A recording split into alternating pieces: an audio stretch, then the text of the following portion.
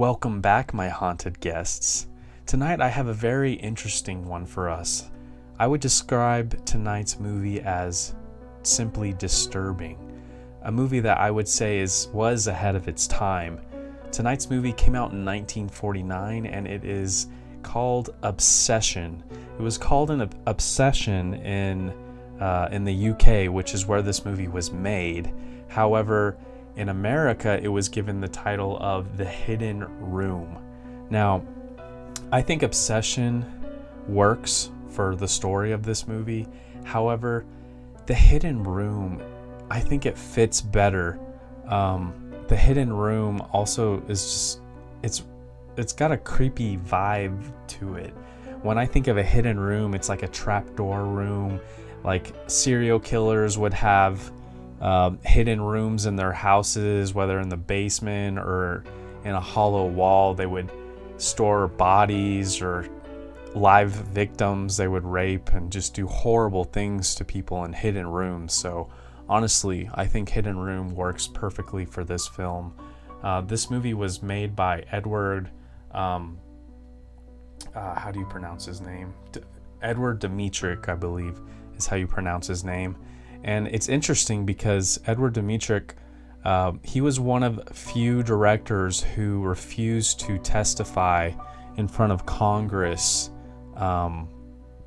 He refused to testify in front of Congress regarding, I believe it was during communism and Red Scare stuff, and he just refused to do that. So I believe he served some jail time for that, prison time. So he was sort of blacklisted by Hollywood for that, and he would go on to the UK and he made this film, and I'm glad he did because it's very disturbing, as I said, and a good find, honestly. Now, this movie stars Robert Newton, and a lot of people will remember him as Long John Silver from Treasure Island. And it also has Phil Brown. And Phil Brown, a lot of people, Star Wars fans, will recognize him from Star Wars. However, he was in a lot of other pictures. And also Sally Gray was the female lead in this movie. And a writer named Alex Koppel wrote the story. It became a play as well. And also, he would go on to write the screenplay for this. So he had pretty much everything to do with the story.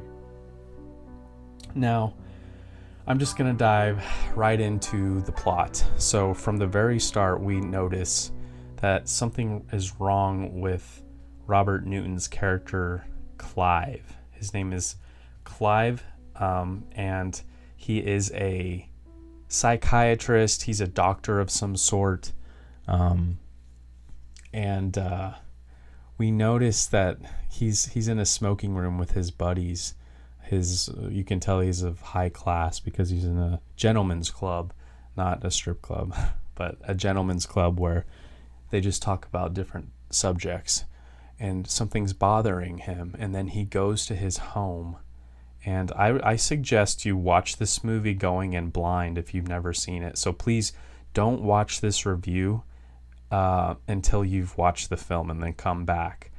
So he goes home and he says, I'm going to wait up for my wife. And it's odd because he's waiting for her in pitch darkness in his home. And there's honestly just something about Robert Newton's face that he just looks creepy to me. In fact, he was the brute he was a creep in Oliver Twist as well, David Lane's Oliver Twist, and this he sort of reminds me of some sort of Peeping Tom type guy.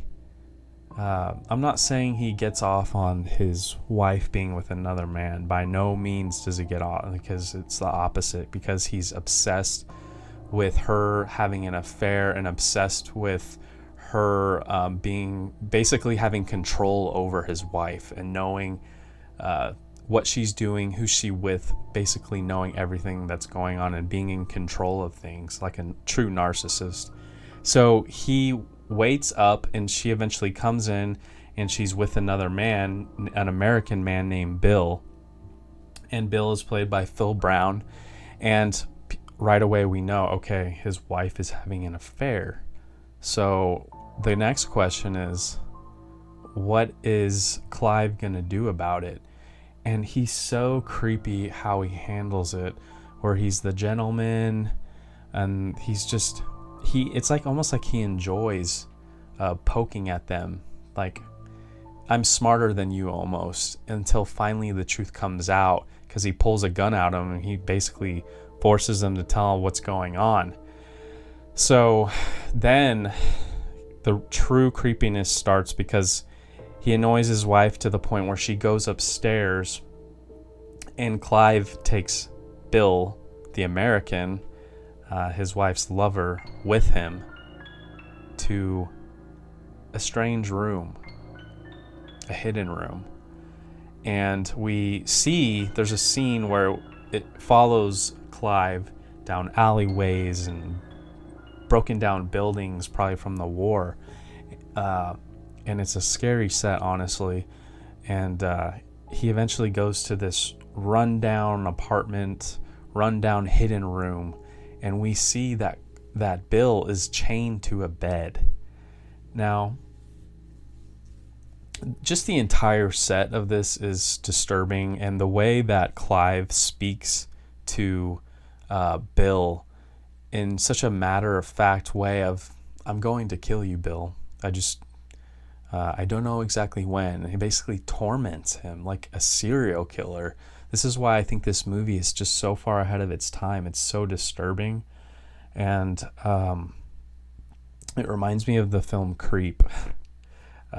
It's always on Netflix, so in case you're interested, you can watch Creep 1 and Creep 2, which is really scary too. But Clive is just, he's so calm about talking about murdering Bill. And Bill, we eventually watch Bill's mind. He loses it through time because he's keeping him there for months, chained to a bed. Now, he brings him food and he brings him cigarettes and the newspaper, taunting him. Oh yeah, you're on page 3 in the newspaper. They're looking for you. But with time, they stop looking for him as much. So we're wondering, okay, what is Clive gonna do with Bill?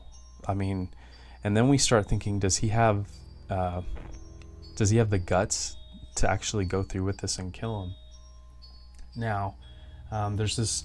Eventually, we get into the situation where an inspector from Scotland Yard is investigating the case, and meanwhile, Clive is tormenting his wife about his lover.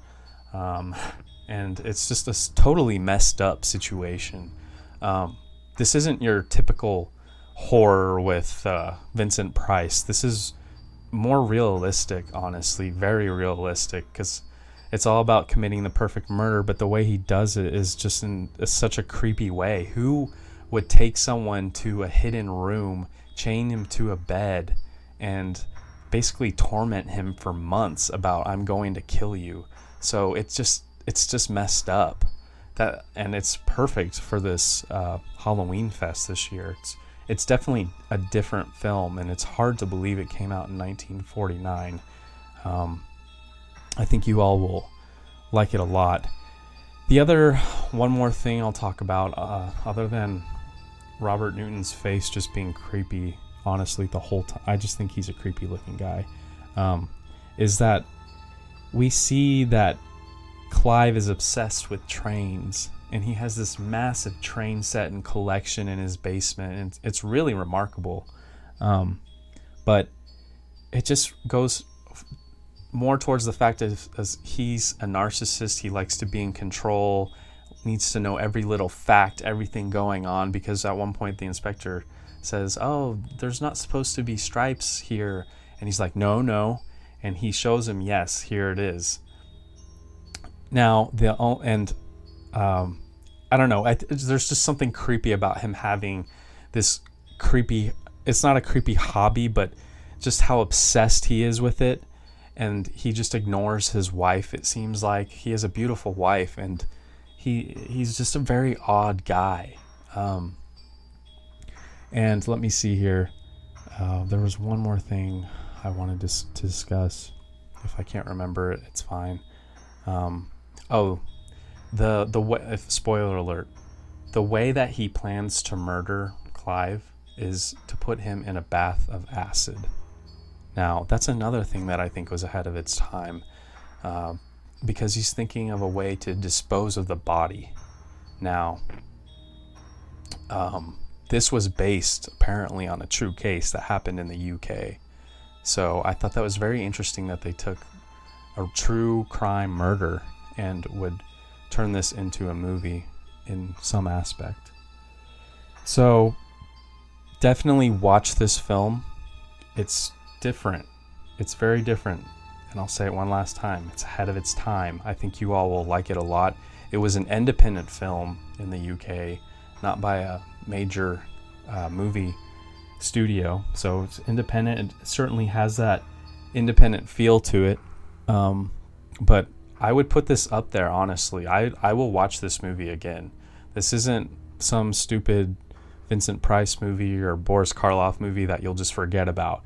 This is something I will come back to in future Halloweens. This is something I would recommend to my family. Probably watch it with them next year. But let me know what you all think of this in the comments, because I'm very curious of your opinion on this unusual scary flick.